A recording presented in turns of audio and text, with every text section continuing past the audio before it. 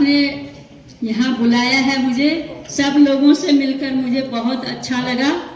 और आगे भी हमको जो बातें हो रही हैं, महिला सशक्तिकरण, महिला दिवस मना रहे हैं ना आज हम, तो हमको आगे बढ़ना है। जो मैंने काम किया, मेरा नाम सब लोगों ने तो सुना नहीं होगा, बसंती देवी मेरा नाम है।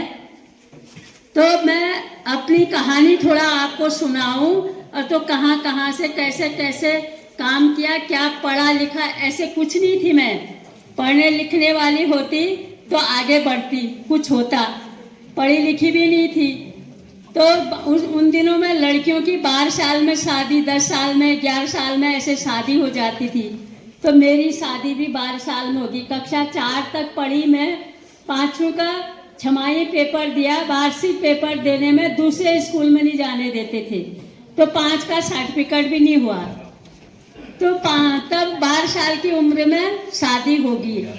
जिसके साथ मेरी शादी हुई वो 11 में पढ़ता था लड़का, 12 में पढ़ा, 1 साल की उसने ट्रेनिंग की। उसके साथ मेरा कोई संबंध नहीं, बोलना नहीं, चालना नहीं, कुछ नहीं। और 1 साल ट्रेनिंग करने के बाद जब वो टीचर बना, 2 महीने उसने नौकरी की, उसके बाद खत्म हो गया। थोड़ा बुखार उखार आया और कराली चिना हॉस्पिटल में गया और वहीं खत्म हो गया। तो मेरी सास कहती थी इसने मेरे लड़के को खा दिया।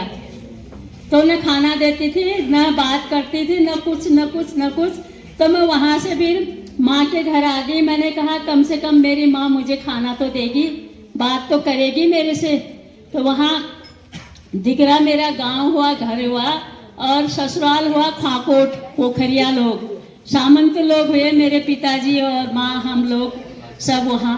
तो ऐसे करके फिर वहाँ घास काटना, लकड़ी काटना, खेती का काम सब कुछ। तो एक मेरे वहाँ चाची की दाजू की लड़की थोड़ा विकलांग थी वह, तो वो गई थी कौसानी आश्रम में, तो वहाँ पढ़ती लिखती थी। तो उसके वो बूबू ने कहा बेटी नातनी अभी से घास लकड़ी काट के क्या करोगी, तुम कौसानी आश्रम में जाओ, वहाँ पढ़ने लिखने का काम करो। तो 3-4 साल तो मैं गांव में रही मम्मी के साथ, अपनी माँ के साथ, तो वो किया। फिर उसके बाद वहाँ मैंने चिट्ठी लिखी राधा दीदी के लिए कि मेरी ये स्थिति है, मैं कहाँ आना चाहती हूँ। तो उन्होंने कहा हाँ हाँ आ जाओ, यहाँ तो लड़कियों का है ये स्कूल, आ जाओ करके। पर अब यह है कि मैं वहाँ जाने में 18-19 साल हो गए थे। अब वहाँ छोटे छोटे बच्चे पढ़ते थे। उन दीदी ने कहा कि अब तुम तो बड़ी उम्र की होगी हो, कोई यहाँ 3 में पढ़ता है, कोई 4 में पढ़ता है, कोई 2 में पढ़ता है, छोटे बच्चे हैं। अब 1 साल की कटाई बुनाई की ट्रेनिंग करो, उसके बाद आगे देखेंगे। तो उसके बाद अब लड़कियों को तो कहीं भी स्कूल नहीं भेजते थे, कहीं का भी हो। उन दिनों तो लड़कियों को कहते थे इनका तो क्या है, 10 साल में, 11 साल में, 9 साल में और 12 साल में शादी कर देते थे। तो इनको पढ़ लिख कर क्या करना है, ऐसे करके फिर राधा दीदी ने कहा कि इनको स्कूल में नहीं भेजते हैं तो हम स्कूल गांव में खोलेंगे। तो स्कूल गांव में खोलने का शुरू किया हमने, बालवाड़ी का काम। तो गांव गांव में बालवाड़ी का काम किया। सुआ खान और गांव में मैंने भी, उन्होंने कहा कि बसंती तुम यहाँ बालवाड़ी का काम शुरू करो। तो 2 साल वहाँ मैंने और लड़कियों को पढ़ाने का गांव में गई। तो उनके आमा बूबू, उनके माँ पिताजी यही कहते थे कि अब ये लड़कियां तो बड़ी हो गई हैं, इनकी शादी करनी है, क्यों पढ़ाना है, क्या करेंगे ये, इनको तो खेती का काम, घर का काम, यही काम तो करना है, तो शादी करनी। मैंने कहा जिस दिन शादी करनी होगी तय हो जाएगा तो शादी करोगे, अभी तो शादी का कुछ नहीं है। तब तक हमने स्कूल खोला है गांव में बच्चों लड़कियों के लिए, क्योंकि लड़कों को तो स्कूल भेजते ही हो, लड़कियां नहीं जाती हैं, तो थोड़ा पढ़ना लिखना उनको भी तो सीखना चाहिए। तो 2 साल तक मैंने उन लड़कियों को पढ़ाया जो 9 में 10 उम्र की है, 9 साल की, ये 10 की ऐसी थी। तो 2 साल वहाँ पढ़ाने लिखाने और कहानी कविता और ये पढ़ना सब कुछ बहुत अच्छा करते थे। 2 साल के बाद कक्षा 3 में प्राइमरी स्कूल में भर्ती किया। तो आज कोई डॉक्टर हैं, कोई नर्स हैं, कोई टीचर हैं। तब वो कहते हैं दीदी अगर आप हमको नहीं पढ़ाती तो आज हम कैसे बनते? आप ही तो हमारी गुरु हो। तो एक तो बालवाड़ी चलाने से लेकर 200 गांव में हमने बालवाड़ी चलाई। तो ऐसे दनिया क्षेत्र में भी 20 साल बालवाड़ी का काम किया।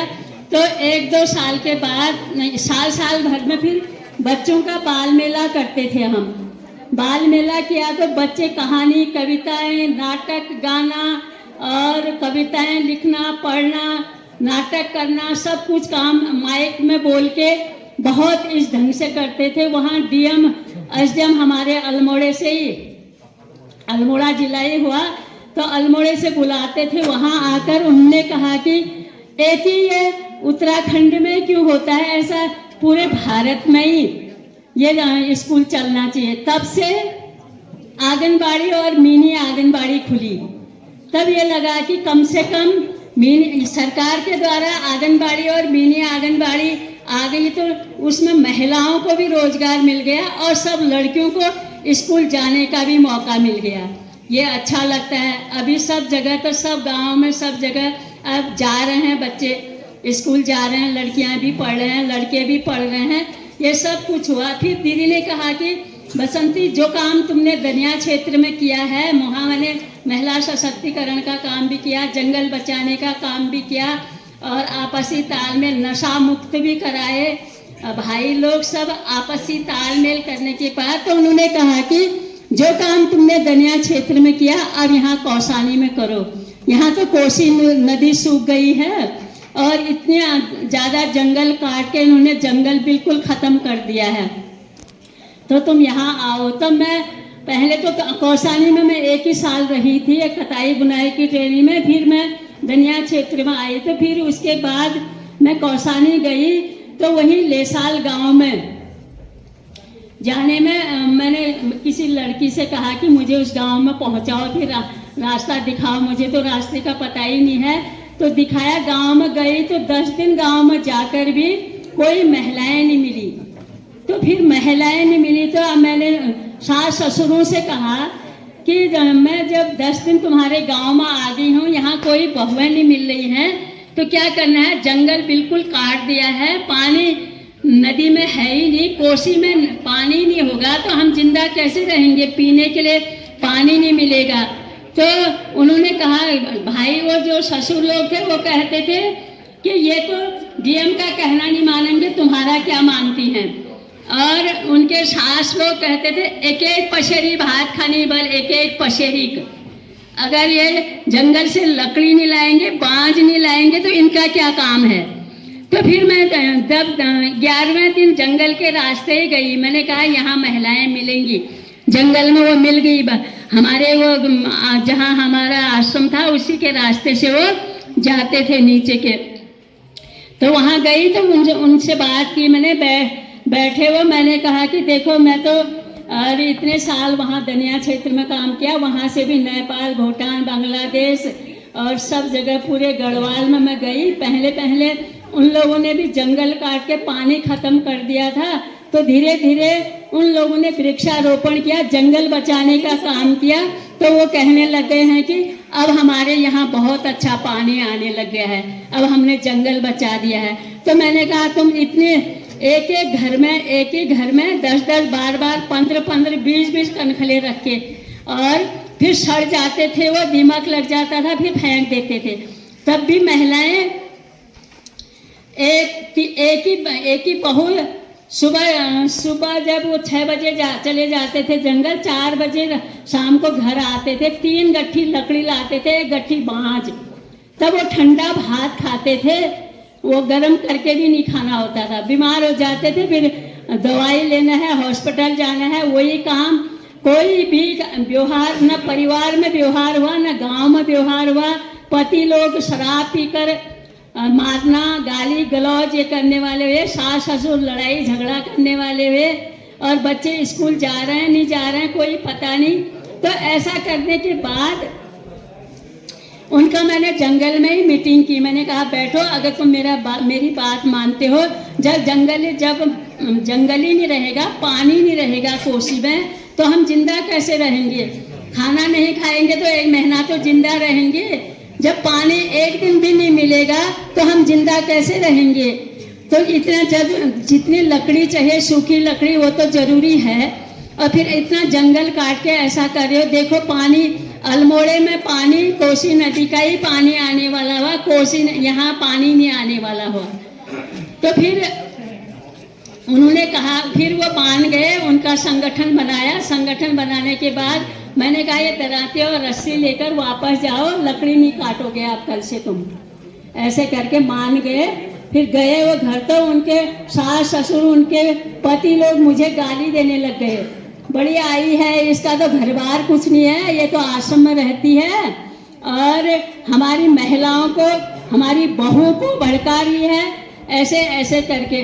तो फिर वो बहुएं फिर ठीक होगी। उन्होंने कहा दीदी आप चिंता मत करो, ये ऐसे ही हैं, हम आपका साथ रहेंगे। पर उस दिन तो पहले कहने लगे कि एक हम ही तो क्या काटते हैं, पूरे इलाके के लोग काटते हैं। मैंने कहा तुम मेरा साथ दोगे, मैं तुम्हारा साथ दूंगी, तो हर गांव में जाएंगे हम, तो संगठन बनाएंगे। सब मान गए। फिर जो उसे जुआ खेलते थे, शराब पीते थे, बीड़ी सिगरेट पीते थे, भाई लोग सब आपसी तालमेल भी अच्छा नहीं था। लड़के बच्चे जब स्कूल जा रहे हैं आ रहे हैं तो वही सुनते थे वो।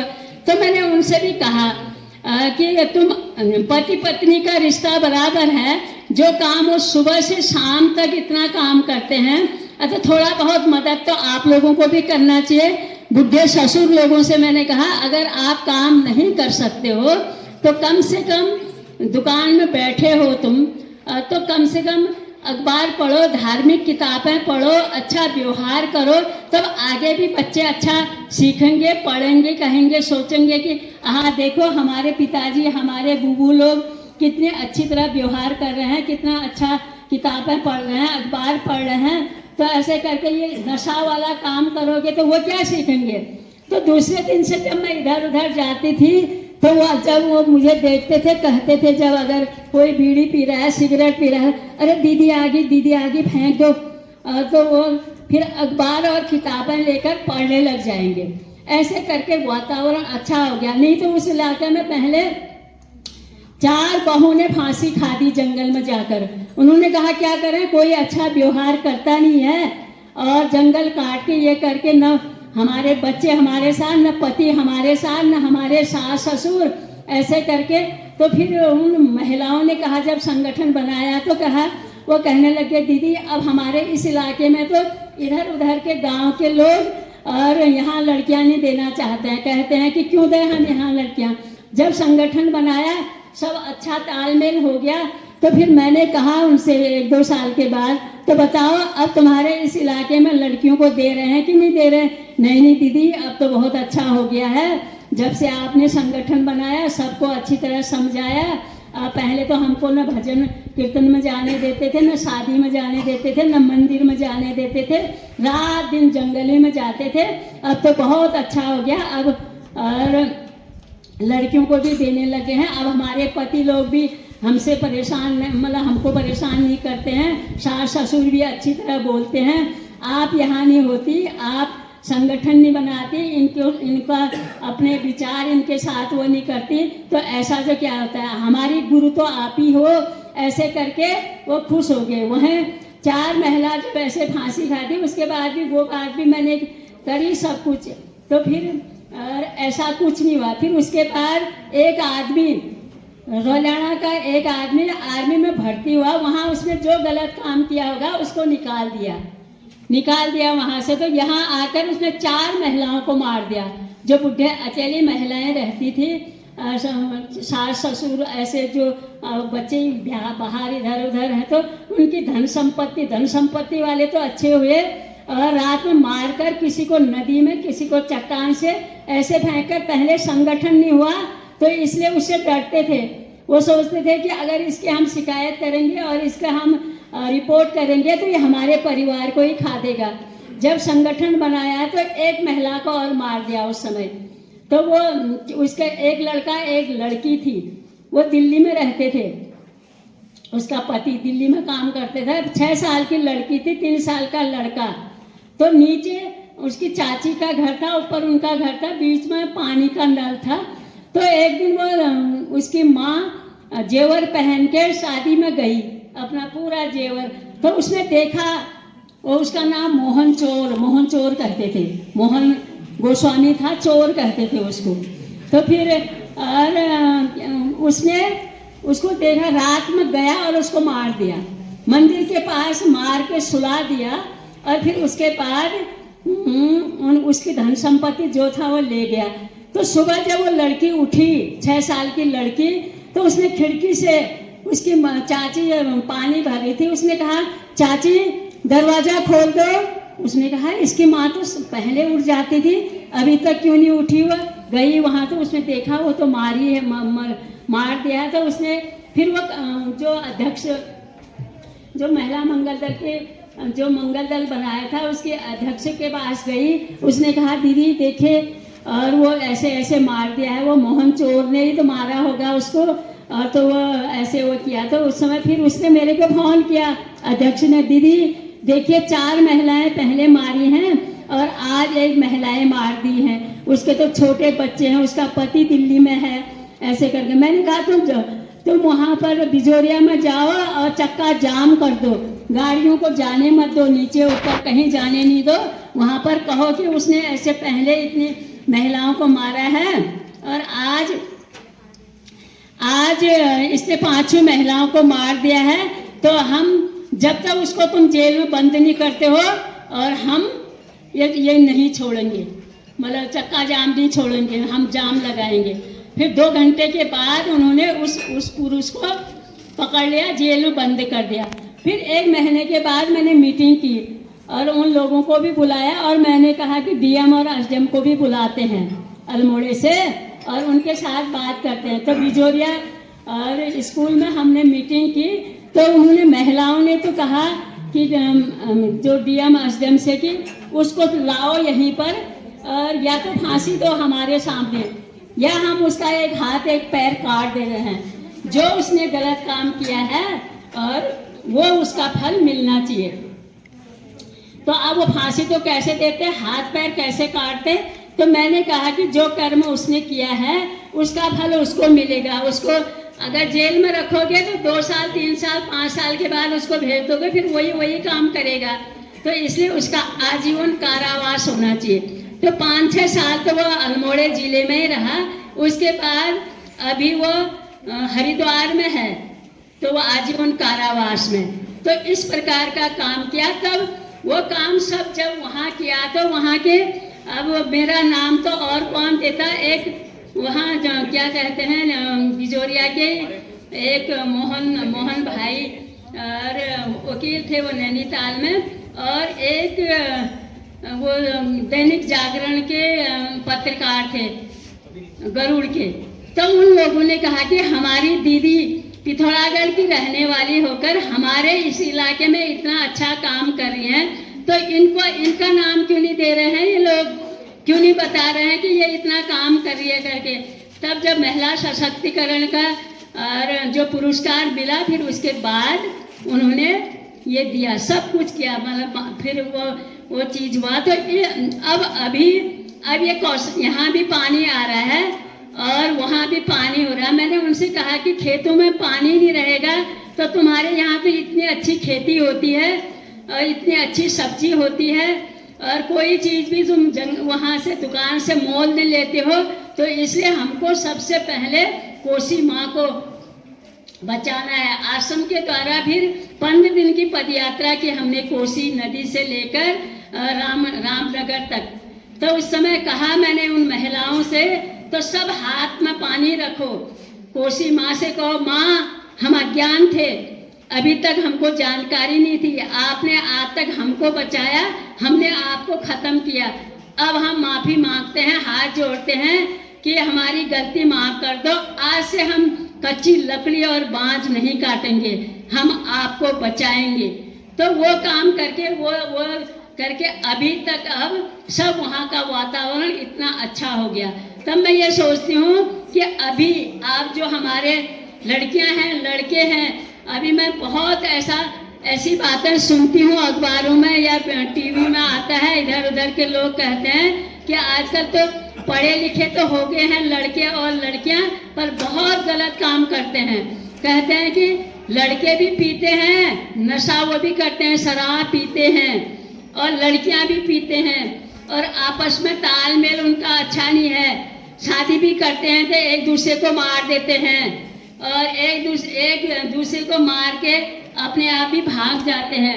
तो ये चीज़ नहीं होना चाहिए। हमारा उत्तराखंड और हमारा तो वैसे ही महान बनना है। मैं तो अनपढ़ गवार थी, आज कहते हैं कि तुझे भी डॉक्टरी का पुरस्कार मिल गया है, बल सम्मान मिल गया है। बल मैंने कहा सब वहाँ लखनऊ में अंग्रेजी में ही बोल रहे थे, अपनी अपनी बातें जो है अंग्रेजी में। मैंने कहा कि हिंदी में क्यों नहीं बोल रहे हो, मैं तो पढ़ी लिखी नहीं हूँ और मुझे तो ये कुछ आता ही नहीं है। तो कहते हैं तुझे तो बल डॉक्टरी का सम्मान मिल गया है। बल ये वहीं से मिला मुझे, हल्द्वानी से एक टोपी भी मिली है, ये भी मिला, एक कागज लिख कर भी दिया उसका कि और इस प्रकार का इसका डॉक्टरी सम्मान का ऐसे ऐसे। तो कह रहे हैं वो जो नदी पानी जो जब बचता है, पानी रहता है, तो वो क्या और काम जो क्या करता है वो अपने लिए, वो तो दूसरों के लिए करता है। वही काम तुमने किया, ये सम्मानित है, तुम डॉक्टर हो, ऐसा कहते हैं। इसलिए मैं कह रही हूँ कि आगे की पीढ़ी हमारे भारत की और उत्तराखंड देवभूमि है, इसको महान बनाने के लिए आज तो तुम अनपढ़ गवार नहीं हो, तुम पढ़े लिखे हो, सब लड़के और लड़कियां महान बनो, और हमारे उत्तराखंड देवभूमि को महान बनाना है। तो सबसे मेरी यही प्रेरणा है कि जो पद्मश्री मुझे मिला है सब लोगों को मिलना चाहिए।